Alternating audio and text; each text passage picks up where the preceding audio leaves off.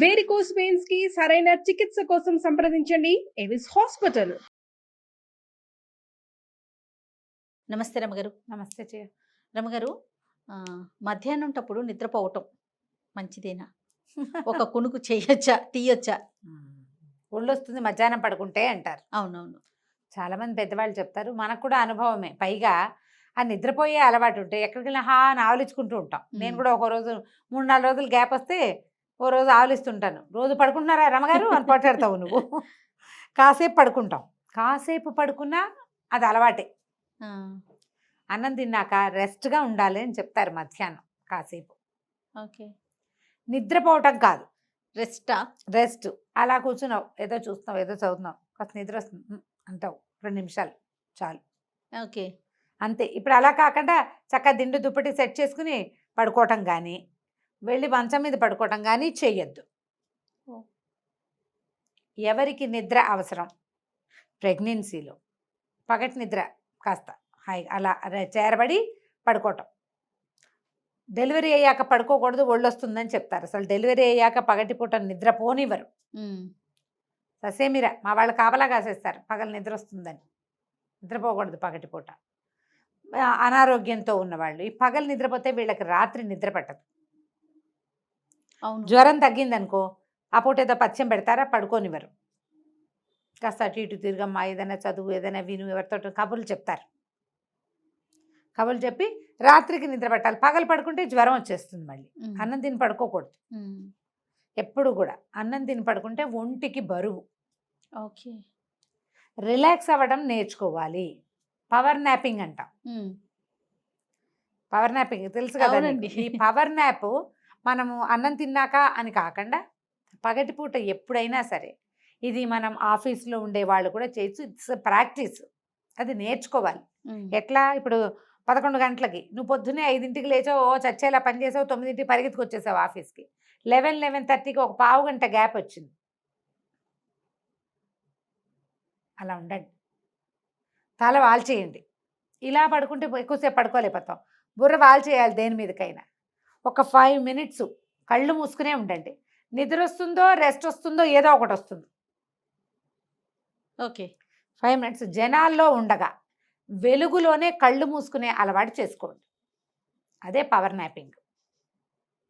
ఒక పావు గంట 20 నిమిషాలు పడుకుంటే సరిపోతుంది శరీరానికి. నువ్వు ఆ సరిపెట్టుకుందాము అన్న ఊహ, 1 గంట పడుకుందాం అనుకోవద్దు, 10 నిమిషాలు పడుకుందాం అనుకోవాలి. పాయింట్కి తేడా ఉంది కదా. అవునవును, గంటకి 10 నిమిషాలకి 10 మినిట్స్ పడుకున్న వాళ్ళు పవర్ ప్యాక్డ్గా ఉంటారు. పొద్దుట అలసటంతా తీరిపోతుంది, ఉత్సాహంగా ఉంటారు. శరీరానికి బరువు పెరిగే అవకాశమే లేదు. ఓకే, కానీ 1 గంట పడుకుందాం అంటే మాత్రం కష్టం. ఓ కునుకు తీసి లేవటం అనే పదం వాడేవాళ్ళు. ఇది వరకు కథల్లో కూడా కనపడేది. కునుకు తీసి లేచి అని. ఓ కునుకు తీయటం అంటే పావు గంట లేదా 20 నిమిషాలు. గంటలు కాదు. గంట దాటిందంటే 2 గంటల్లోకి వెళ్ళిపోతుంది. అది నైట్కి ఇబ్బంది అయిపోతుంది. మీ ఒంటికి బరువు అయిపోతుంది. ఒళ్ళు వస్తుంది జయ పగటిపూట పడుకుంటే. అన్నం తిన్నాక ఇప్పుడు రాత్రి అన్నం అనుకో, మనం 8కి తిని 11కి పడుకుంటే పెద్ద తేడా ఉండదు. మధ్యాహ్నం 1:32కి అన్నం తిని ఒక 10 నిమిషాలు అలా పడుకున్నామంటే నిద్ర పట్టే సంగతి. అప్పుడు పట్టిన నిద్ర అన్నంలో జీర్ణక్రియ మందంగా ఉంటుంది జయ. మీరు గమనించండి, మధ్యాహ్నం నిద్రపోయిన వాళ్ళకి మధ్యాహ్నం తిన్న అన్నం అరుగుదలకి రాదు. పగటిపూట ఏం చేస్తారంటే కాసేపు పడుకునే ప్రాక్టీస్ చేయండి. ఇళ్లల్లో ఉండేవాళ్ళు, ఆఫీసుల్లో ఉండేవాళ్ళు, ఎవరైనా సరే. ఇప్పుడు మనలాగా ఇంత యాక్టివ్గా ఉండేవాళ్ళు చేయలేకపోతారు. నన్ను కాసేపు పడుకోండి అంటే ఎలా పడుకుంటా, తర్వాత నిద్రమోహం కనపడుతూ ఉంటుంది కదా. ప్రాక్టీస్గా చేస్తే గనక బాగుంటుంది. పిల్లలకు కూడా కాసేపు నిద్రపుచ్చటం మధ్యాహ్నం. కొంతమంది పిల్లలైతే, మా పిల్లలు పొద్దున్న స్నానం చేశాక 10ంటికి ఒకసారి నిద్రపోయి లేచి అన్నం తిని ఆడుకుని మధ్యాహ్నం లంచ్ తినేసి మళ్ళీ 2 గంటలు పడుకునేవాళ్ళు. మళ్ళీ రాత్రి 9ంటికి నేను నిద్రపుచ్చేసేదాన్ని. మా కమలి ఇప్పుడు అడుగుతుంది, అలా ఎలా నిద్రపోయేవాళ్ళు కుట్టతా వీళ్ళు అని. ఎందుకంటే ఏమో మరి అలాగే పడుకునేవాళ్ళు. అందరి పిల్లలు దాదాపుగా 3 ఏళ్ళు 4 ఏళ్ళు వచ్చేదాకా మార్నింగ్ పగలు 2 నిద్రలు, రాత్రి ఒక పెద్ద నిద్ర ఉంటుంది. ఇవాళ రేపు పిల్లలు పిశాచ పిల్లలుగా ఉన్నారు. అసలు పగలు నిద్రపోతే ఇక రాత్రి పడుకోరు. ఏదో ఆట. అసలు నిద్రే తక్కువ. నిద్ర తక్కువ పిల్లలకి అరికాళ్ళు మసాజ్ చేయండి, రిలాక్స్ అవుతారు. కనీసం నిద్రపోతారని నేను అనుకోను. మా జిత్తు పడుకోడు, మా కమలి కొడుకు చాలా నిద్ర బుడ్డగాడు తక్కువ. వాడు పడుకోడండి. చాలా తక్కువ. ఆ నిద్ర తక్కువ పిల్లలు బక్క పిల్లలుగా ఉంటారు. చక్కా పడుకుంటే పిల్లలు చబ్బీగా ఉంటారు. ఓకే. చంటి పిల్లలు కూడా ఈ మధ్య ఏ చంటి పిల్లలు నిద్రపోవట్లేదు జయ. ప్రతి వాళ్ళు మా పిల్ల నిద్రపోదు ఏవో పొట్టలో ఆరాటాలు, వాళ్ళకి ఏమిటో మరి బ్రెయిన్లో ఆరాటమో పొట్టలో ఆరాటమో. డాక్టర్లు చూసి చూడనట్టు ఊరుకుంటారు. నేను అనుకుంటా తల్లులు ప్రెగ్నెన్సీలో క్రాంకీగా ప్రవర్తించటము, అతిగా తినేయడము, ఓకే. విపరీతంగా తిరగటము, ప్రెగ్నెన్సీలో తోచక అక్కడికి వెళ్ళి ఇక్కడికి వెళ్ళి అవి కొనుక్కొని ఇవి కొనుక్కుని హైరాన్ పడిపోయి నాకు అది కావాలి నాకు ఇది కావాలి నీ వాంటింగులు గోల, వాటన్నిటితో పిల్లలు ఇలా ఉంటారేమో అనుకుంటున్నాను నేను. కమలి అలా చేసిందా? కమలికి తిరిగేది బాగా. ఓకే. దానికి పాపం అన్నం అరిగేది కాదు. అస్సలు ఫుడ్ చాలా తక్కువ తినేది, పాపం తింటలేదు, ఆహారం లేదు. కానీ అది తిరుగుతూనే ఉండేది. అక్కడికి వెళ్ళిపోవటం ఇక్కడికి వెళ్ళిపోవటం, మా ఇంటికి వచ్చేయటం వాళ్ళ ఇంటికి వెళ్ళిపోవటం, అలాంటివి తిరుగుతూ ఉండేది. బాగా తిప్పటద్దు. అంటే నేను నా పిల్లల అబ్జర్వేషన్ వల్ల నేను అట్లా అనుకుంటాను అనమాట. అదేలేండి. నా ఫస్ట్ ఇష్యూకి సెకండ్ ఇష్యూకి తేడా ఉంది. నేను సెకండ్ ఇష్యూ అప్పుడు ఫుల్ పెళ్ళిళ్ళు మా ఇంట్లో. ఓ. మా ఇంట్లో పెళ్ళి, అక్కయ్య పిల్లల ఒడుగు, మా అన్నయ్య గారు అబ్బాయి ఒడుగు, నేను షాపింగులు శుభ్రంగా పోయేదాన్ని. అలాగే ఆ ఓకే. పొట్టతోటి షాపింగ్లకి బాగా తెగ తిరిగేసేదాన్ని. మా వాడు అందుకే ఎంతసేపు తిప్పటరాముట్టుగానే ఉంటాడేమో అలా అనిపిస్తూ ఉంటుంది అనమాట. కొంత అబ్జర్వేషన్ ఉంటుంది కదా. అవునవును. జనరల్గా ఏంటంటే నిద్రపోవటం అనేది పగలు అంత మంచిది కాదు. నాప్ చేయండి, కాసేపు కునుకు తీయండి, కొద్దిగా చేరబట్టం, విశ్రాంతిగా ఉండటం, ఇవి మనకి డైజెషన్కి, జనరల్ హెల్త్కి, తర్వాత మన తాలూకు హుషారుకి, యాక్టివ్నెస్కి హెల్ప్ చేస్తాయి. ఈ ప్లాన్ పెట్టుకోండి. ఆల్రెడీ పగల నిద్ర బాగా అలవాటు ఉన్న వాళ్ళు టైం కుదించుకోండి. 2 గంటలు పడుకుంటారు, గంటన్నర పడుకుంటారు అనుకో మధ్యాహ్నం, దాన్ని గంట చేయండి, తర్వాత 30 గంట, తర్వాత అరగంటే చేదురు. కానీ మ్యాక్సిమం ½ అన్ అవర్, ఓకే. అంతకుమించి పడుకోకూడదు. ఆ పడుకోవటం కూడా మంచం మీద పడుకోవద్దు.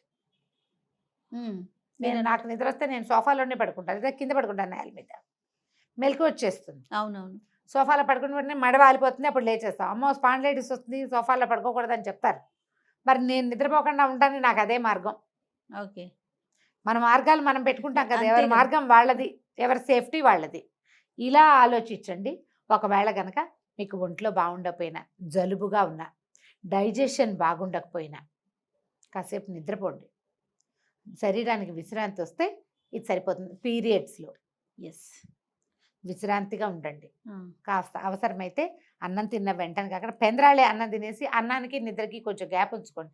4 గంటల వేళ 1 గంట నిద్రపోతే శరీరానికి విశ్రాంతి వస్తుంది. భలే రిలాక్సింగ్ అనిపిస్తుంది రమ్మగారు. పీరియడ్స్ టైంలో కనుక పడుకొని లెగిస్తే మధ్యాహ్నం అలవాటు లేకపోయినా లేకపోయినా సరే ఆ టైంలో పడుకుంటే భలే రిలాక్స్ ఉంటుంది. అవును. శరీరం రిలాక్స్ అవుతుంది.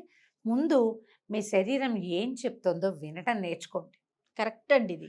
అన్నం తింటామా, ఇది చాలని చెప్తుంది బొజ్జ, మనం వినం, వేసేస్తాం ఇంకో పెరుగు, ఇంకా అంత పెరుగన్నం పడేస్తాం, అది ఎక్కువైపోతుంది. అవును. నేను కూడా అనుకుంటా జయ, పెరుగన్నం దగ్గర నేను రిలాక్స్ అయిపోతాను. అరటిపళ్ళు మానేశాను. మానేసారా పెరిగన్నంలో? మానేశాను. ఎందుకు రమ్మగారు? వెయిట్ పెరుగుతున్నాను జయ, నేను ఇప్పుడు మేనపాజ్ కదా, అందుకని మానేశాను. స్ట్రిక్ట్లీ మానేసారా? వారానికి ఒక స్ట్రిక్ట్లీ మానేసా. ఓకే. పెరుగన్నం, అరటిపండు స్ట్రిక్ట్గా నో. ఓకే.